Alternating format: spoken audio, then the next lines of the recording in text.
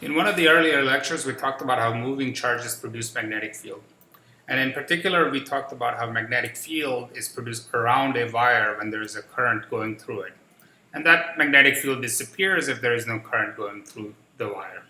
And we're going to talk about computing the strength of this magnetic field using what is called Ampere's law in this lecture.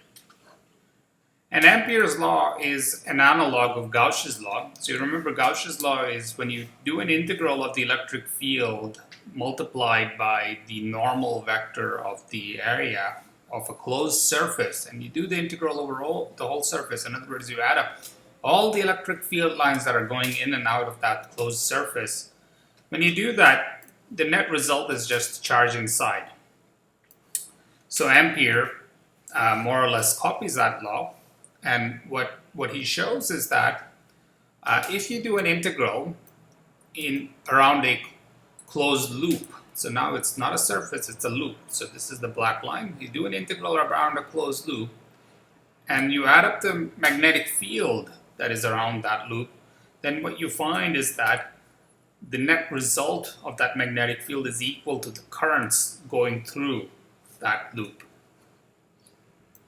So how do we quantify currents going in through the loop? Currents are, of course, scalar quantities. So how do we add up currents? So let's imagine that we have a loop. We pick a direction, and that direction is denoted by the arrow. Now, take your right hand and take your fingers along the direction of the loop, and then your thumb will be pointing in certain direction.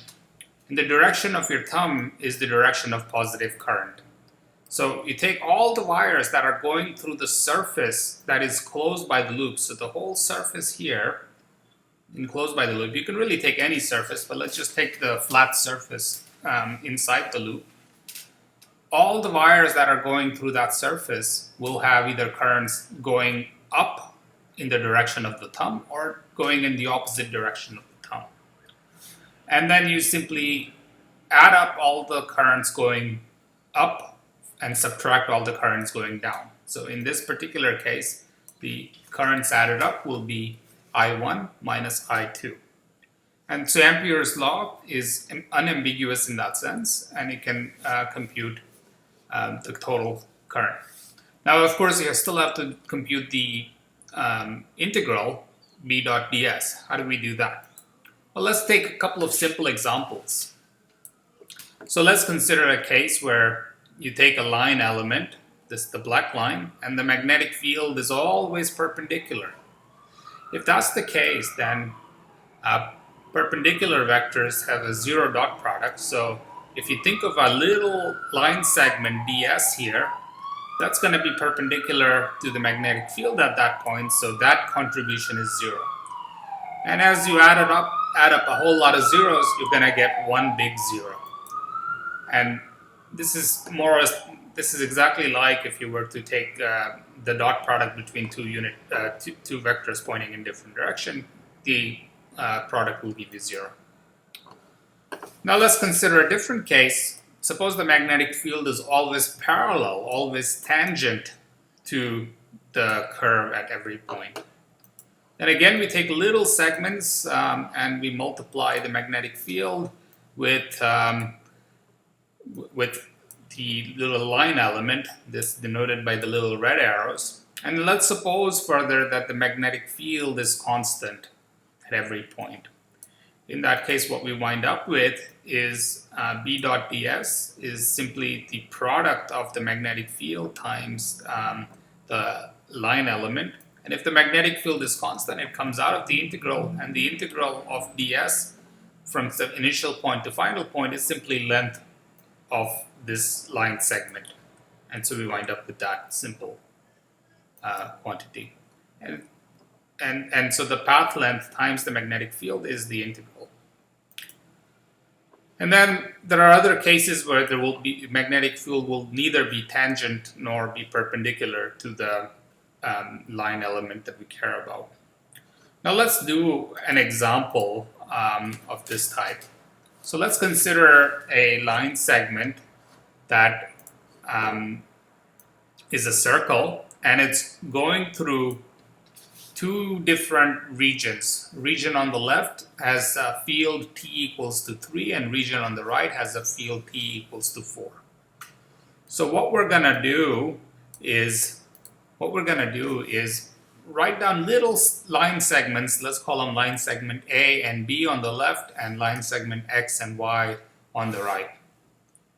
And then what we do is we multiply. For the line segment A, the field strength is 3.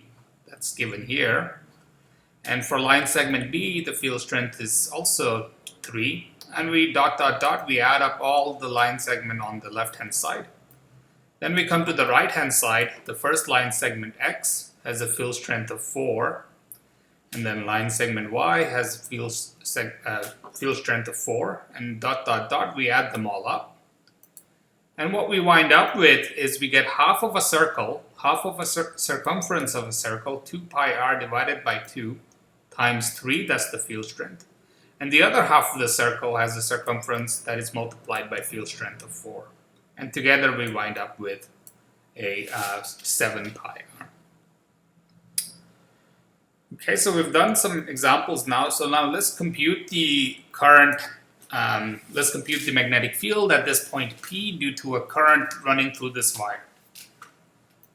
Now, how do we denote the direction of the current? Well, we can draw an arrow, or we can draw a little X here, and that X denotes that the current is moving this way.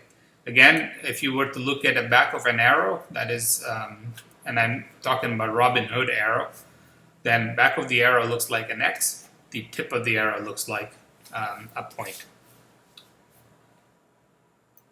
Now, another thing to remember is that current was defined before people knew what electrons and protons were, so they chose a strange direction. So the direction of the current is the direction of the movement of the positive charge, and therefore the electrons are actually moving to the left. That's kind of confusing, but that's the notation we're stuck with. And the current has symbol of I, and it's measured in units of ampere. So in this case, if we were to apply our right-hand rule, which we've discussed before, then the magnetic field will be curling in this direction. We can call it the anti-clock direction. And the reason for that is you take your thumb of your right hand. It's really crucial that you use your right hand, otherwise you get the wrong answer. You take your thumb off your right hand and you point it in the direction of the current, and the way your fingers curl is the direction the magnetic field will be moving. So let's compute the magnetic field inside and outside of a wire. So we'll start with the inside, and we're going to use Ampere's law, and Ampere's law is here. And now what we need to know in order to do this is we need to know how much current is moving inside the wire. So what we want to know is that we want to take an arbitrary distance r from the center of the wire, and we want to know what's the magnetic field at every point on that little circle, denoted by r. So then we need to know how much current is inside. Now that's because Ampere's law, I should really put an inside here. The only thing that matters is the currents that are inside a closed loop. Now, current inside that closed loop, if the wire has a uniform current density, then it's simply the fraction of the areas, the total cross-section area. So let's play with that. The total cross-section area, that's my face now. And the smaller cross-section area. The fraction of these two is given exactly here, pi little r squared divided by pi big R squared, where big R is the radius of the wire.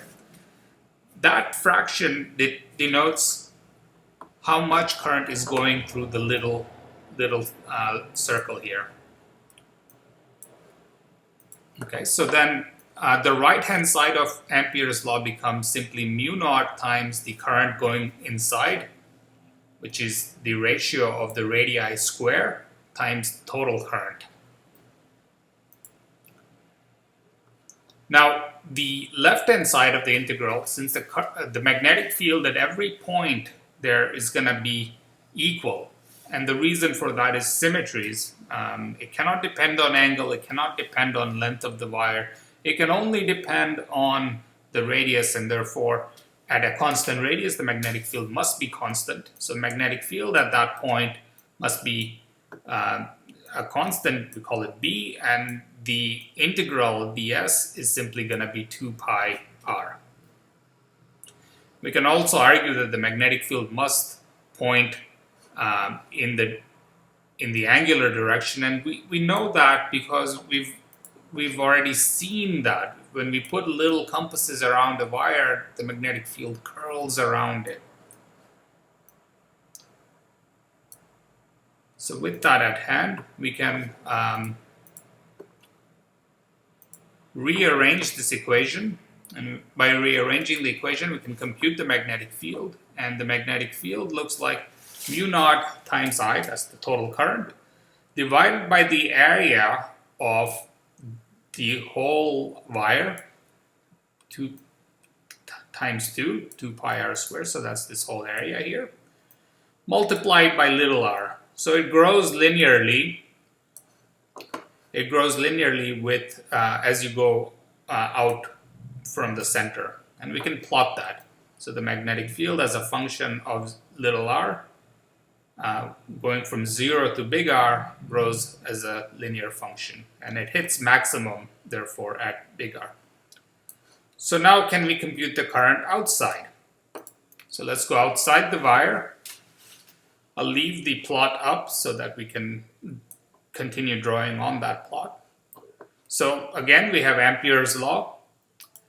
Now the left-hand side of Ampere's law remains the same, but now little r is a variable that is outside, somewhere out here, outside of the wire. So it's a variable that we can manipulate as we like. Now the right-hand side of the is just the total current going through the wire, right? There's no other nothing else that can contribute. So we've drawn a big circle out here, and we just have a total current. We rearrange and we get mu naught I divided by 2 pi little r. So when r becomes bigger than capital R, the magnetic field drops off as 1 over r.